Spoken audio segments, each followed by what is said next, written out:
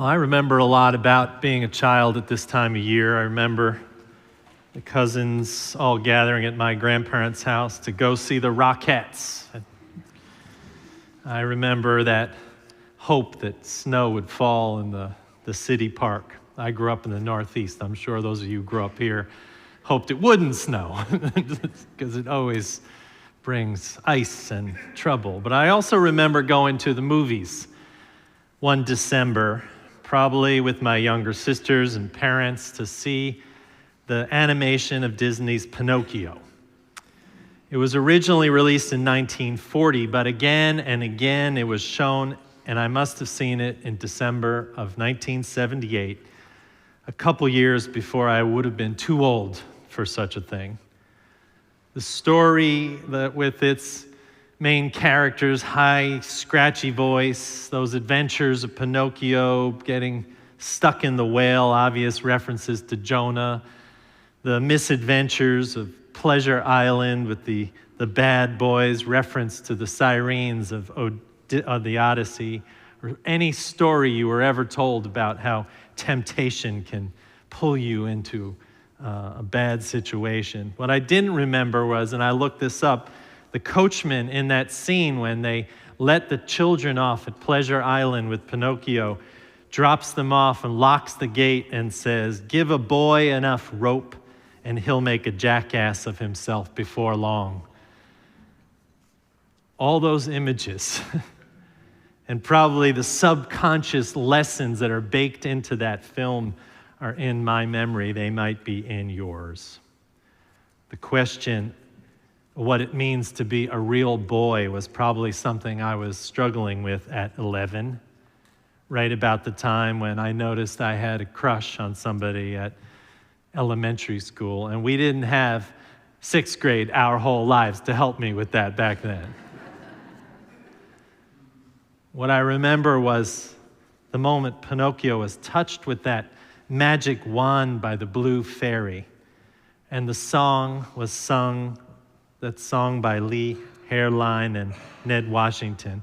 When you wish upon a star, makes no difference who you are. You know the words, right? Anything your heart desires will come to you. If your heart is in your dream, no request is too extreme.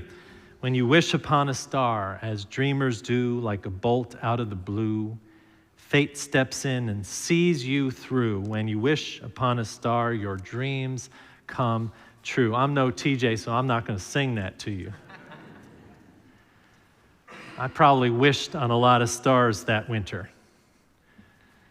And I had a lot of magical thinking going on in my life, along with the snow dances I did with my grandfather to hope that it would snow so we could go skiing, and the lucky rabbit's foot that I carried in my pocket. There was a lot of magical thinking going on.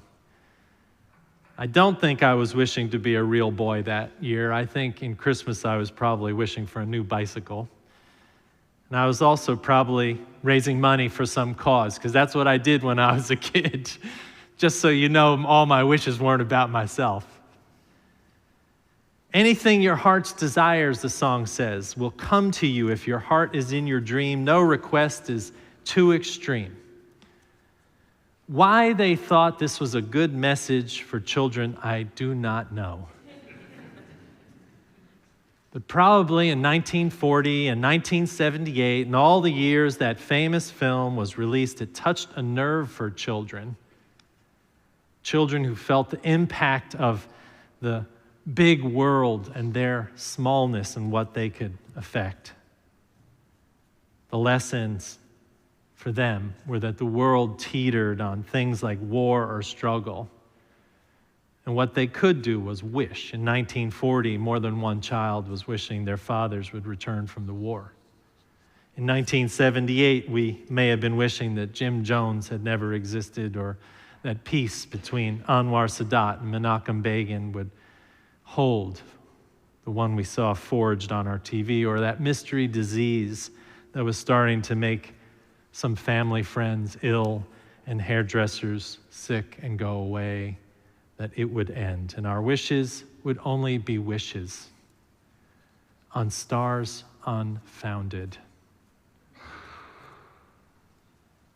One thing most people don't know about that song, which TJ mentioned to me when I was preparing this, was that in the chorus, there's a line that's Pinocchio that is not sung as Pinocchio is touched with that magic wand and turned into a real boy. Those lyrics go like this: "Fate is kind, she brings to those who love the sweet fulfillment of their secret longing," which is a nod to something deeper than wishes. A better lesson than teaching our children that anything they wish for can be fulfilled. It's a lesson that says longing, which resides deeper in us, in the soul, is more important than wishing. And longing is a spiritual thing, while wishing is a magical thinking thing. And longing is a theme in human life that we might consider as we do each year right around now in Advent.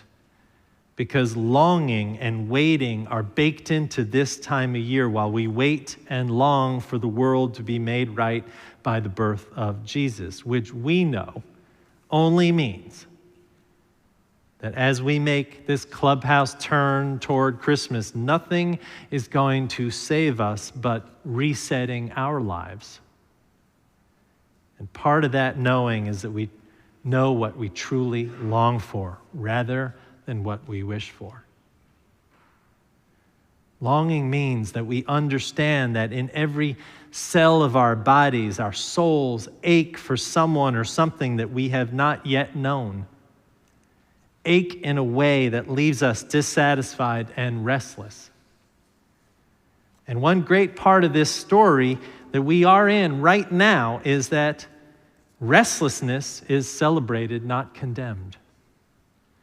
Advent celebrates human longing.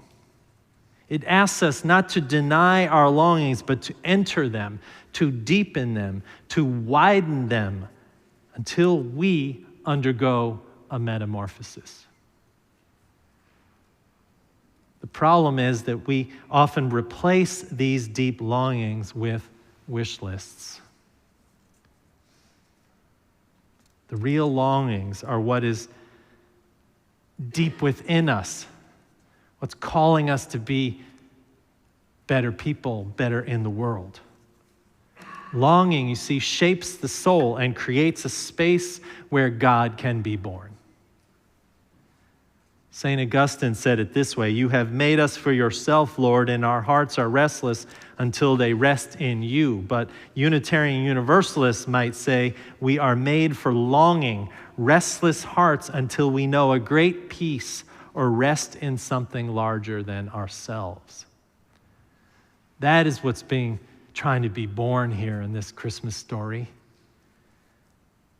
Not easy answers for the world, not fulfillments of wish lists that have iPads and pressure cookers on them, but deeper longing. So what are you longing for? As a spiritual exercise, I asked myself that question this week, and it did not come easily. It took me some time just to scratch the surface of the deep yearnings I have, that if I could wish upon a star would be true. Here's my list. I long for a time when trust isn't just a word on a bank, but becomes part of who we are. A time when we stop leading with suspicion of each other as human beings. I long for a daily national moment of pause, or if I can't have a national moment, I'll take a daily moment of pause in my own life. I long for a shift in our excessive consumerism in favor of excessive generosity.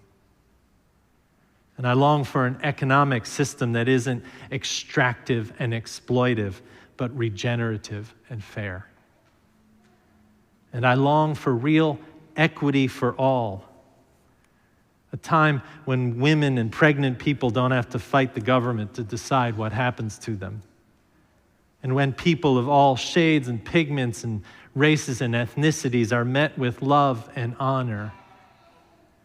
And I long for a day when the idea of service fully re-enters the idea of politics and our lives, and when party affiliation doesn't obstruct the national agenda, which will be aimed at serving equity and prosperity for all, not just for a few.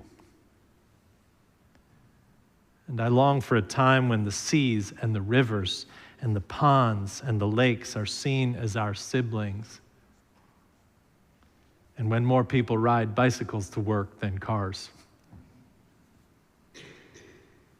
And I long for religion to stop hurting people, when our version of inclusion and compassion in religion isn't even necessary anymore.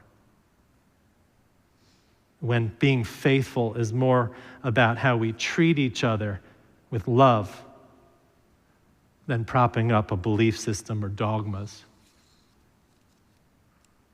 And I long for neighborhoods to feel like communities, and for more people to wake up with a sense of purpose than a sense of obligation. And I long to use more of my brain than 10%, which I'm told I'm only using right about now. And I long for a day when my right hip doesn't hurt. Is that too much to ask? And I long for summer camp again. I loved summer camp, and if I can't have that, I hope for summer camp for every child in America that is healthy and happy. And I long for the Talking Heads reunion tour and the day when we have a day off for National High Five Day, and when the U.S. men's soccer team plays as well as the women's team, and when our national anthem is replaced by the song Rockin' in the Free World. Wouldn't that be good? Out comes Pearl Jam, we're rocking. All right, all that part is wishful thinking, not longing. But seriously, I long for these things, and I long to give and receive love more fully every day with everyone at all times. There is more, but I will spare you my inner longings. What are your inner longings? What do you truly long for? As difficult as that can be to identify, think below the hopes, think below the wish lists, think to the deepest longings in your life. Because when you can touch those, you can then find what those clues are to your personal mission and to what you're willing to be and to do and to fight for and stand up for and work for. And if that is something that we can bring about in this season of gift giving and God birthing and light increasing, then we will have done something. So I give you that spiritual task, my friends. While you are making those wish lists of things you hope Santa brings, those iPads and warm slippers, all important things, make a list of what you truly long for in your life. And when you do, I will turn the phrase on the reading today and ask you, what are you waiting for? What are you waiting for? Advent is about longing. It is about waiting for God to come into its fullness. But for us Unitarian Universalists, that doesn't mean it comes in the form of a birth that happened 2,000 years ago. It means it comes when something holy is born within us. And we are called then to act in God's ways to fully bring about the changes we want to see in the world. Or to use Christmas language, to be Christ enough to those who need us and to ourselves so that we can bring the most we have of healing and hope to those who need it. That is what is worth being born in this season. Because unless we birth that, unless we bring that, it will never be brought at all. So friends, wishing upon a star that hangs in the east means finding the way to bring our best gifts and our longings to everything we do. If you try it, I will try. And if we try that together, then maybe Christmas will really come. Amen and amen.